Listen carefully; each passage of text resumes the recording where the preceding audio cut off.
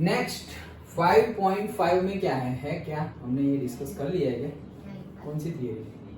Enthalpy तो discuss कर लिया है ना, तो कर सकते हैं।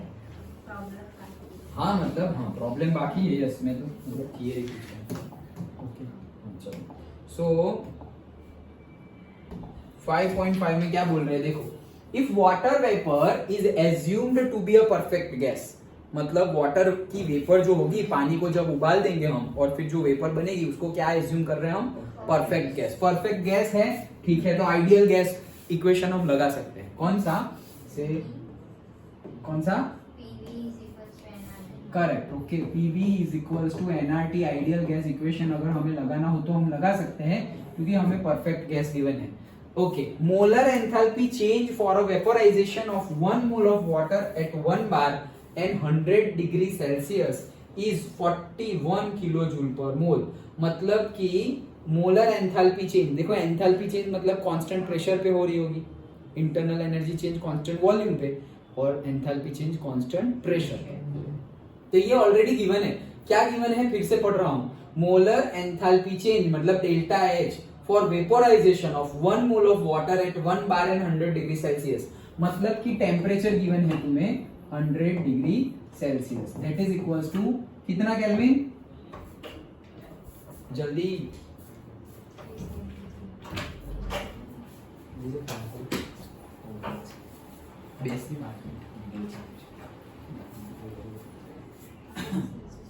हाँ कितना होगा? 373, 273 ऐड कर दो तो 373 केल्विन। ओके, तो क्या हो गया हमारा? टेम्परेचर गिवन है, फिर प्रेशर भी गिवन है 1 बार, कहां गया? हाँ, प्रेशर है 1 बार, तो 1 bar is equal to 1 atmosphere ही होता है, टेंशन लेने की जरूरत नहीं, दोनों सेम ही है। ओके, नाउ और हमें गिवन है एंथैल्पी चेंज, तो डेल्टा एच वेपोराइजेशन गिवन है हमें, okay, that is equal to 41 kilo joule per mole given है। Okay, calculate the change in the internal energy, हमें डेल्टा यू फाइंड करना है। Calculate the change in the internal energy when 1 mole of water is vaporized at 1 bar pressure and 100 degree Celsius. मतलब कि जब change हो रहा है water, मतलब से H2O है, तो H2O लिक्विड है, वो कन्वर्ट किस में हो रहा है? H2O गैस में कन्वर्ट हो रहा है। वही तो हम तो क्या कर रहे हैं, पानी में से गैस ही बना रहे हैं, H2O वेपर ही कर रहे हैं हम। ओके, तो वही चीज बोली हुई है, when calculate the internal energy change when 1 mole of water, तो 1 मोल लिया हुआ है हमने, ये is vaporised at 1 bar pressure at 100 degree Celsius. तो 100 डिग्री सेल्सियस पे ही वेपोराइज होता है, हमें पता है।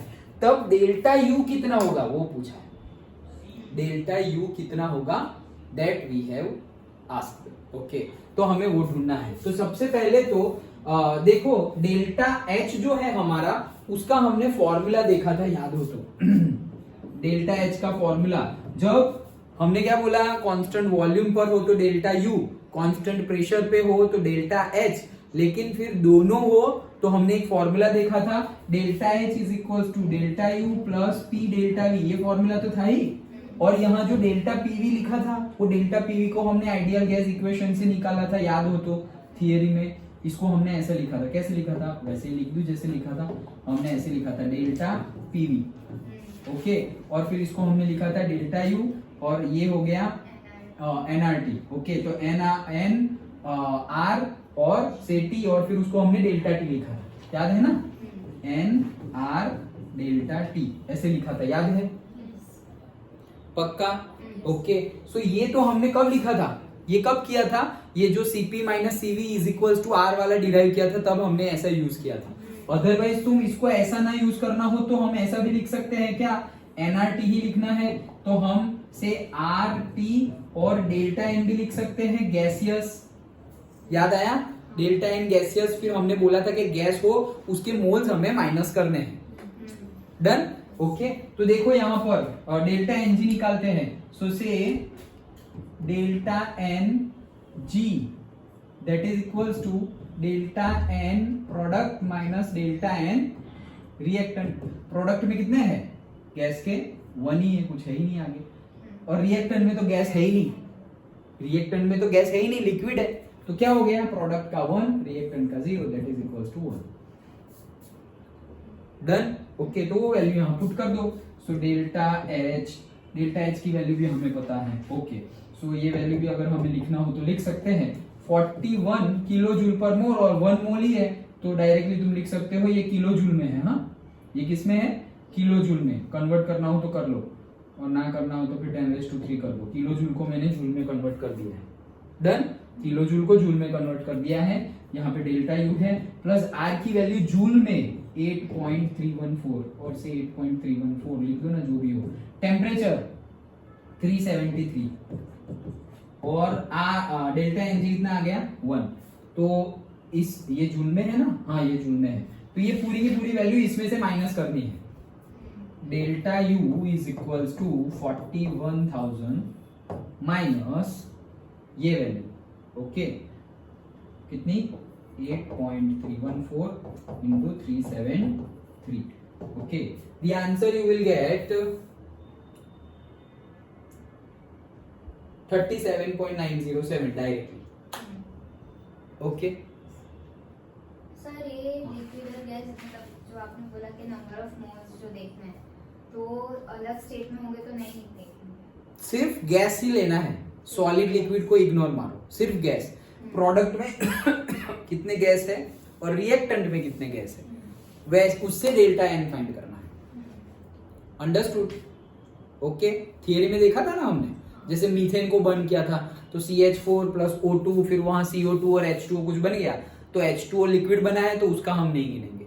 हाँ, CO2 बना है तो उसके कितने मोल बने हैं 1। अच्छा, फिर उस साइड तो एक में तो हमारा माइनस भी आया था, याद हो तो, डेल्टा एन फाइंड किया था। तो वही चीज है। अब बस डायरेक्टली यहाँ फॉर्मूला हमें मिला है, वैल्यू पुट करो तो आंसर आ जाएगा। तो डेल्टा यू देखो वही है, इन्होंने किलो जूल में से जूल में कन्वर्ट नहीं किया है, तो तुम्हारा आंसर इतना नहीं आएगा, तुम्हारा आंसर जूल में आएगा। तो कितना आएगा 37,904 वैसा है। करूं, हमने जूल में कन्वर्ट किया है 41,000 माइनस 8.314 इंटू 373, तो आया है हमारा answer delta U is equal to 37,898.88, और ये हमारा यूनिट क्या था, जूल। डन। तो जूल है तो फिर तुम किलो जूल में कन्वर्ट कर लो तो 37 ही आएगा। 898 नहीं है हमारा, 90 यहाँ पे 904 है, हमारा 898 है। जो आए वो लिखो, जो भी आए वो। डन, 37 तो आ गया ना। अंडरस्टूड? समझ में आ गया। और ये तो पर मोल लिया है ना, तो जूल पर मोल ऐसे लिख लो। ओके, क्योंकि ये जो गिवन थी तुम्हारी वैल्यू, ये किलो जूल पर मोल में गिवन थी। ओके, तो ये हमने किलो जूल पर मोल लिया, तो यहाँ पर भी जूल पर मोल आएगा ना। ये किलो जूल में से जूल में हमने कन्वर्ट किया, लेकिन नीचे मोल है तो यहाँ पर भी मोल तो रहेगा ना। डन। वैसे मोल तो एक ही मोल गिवन है, आइडियल गैस का एक ही मोल गिवन है, तो आंसर में फर्क नहीं पड़ेगा। डन। समझ में आ रहा है? पक्का? अगेन ज्यादा कुछ हमने इसमें भी किया नहीं है, भले ही स्टेटमेंट कितना भी उल्टा पुल्टा करके पूछे कि भाई water vapour assume to be a perfect gas, और फिर उसको वेपोराइज किया। सिंपली हमें क्या चाहिए था कि डेल्टा यू फाइंड करना है। डेल्टा एच का फॉर्मूला है हमारे पास, डेल्टा यू का भी फॉर्मूला है। डेल्टा यू का फॉर्मूला क्या है, Q प्लस W।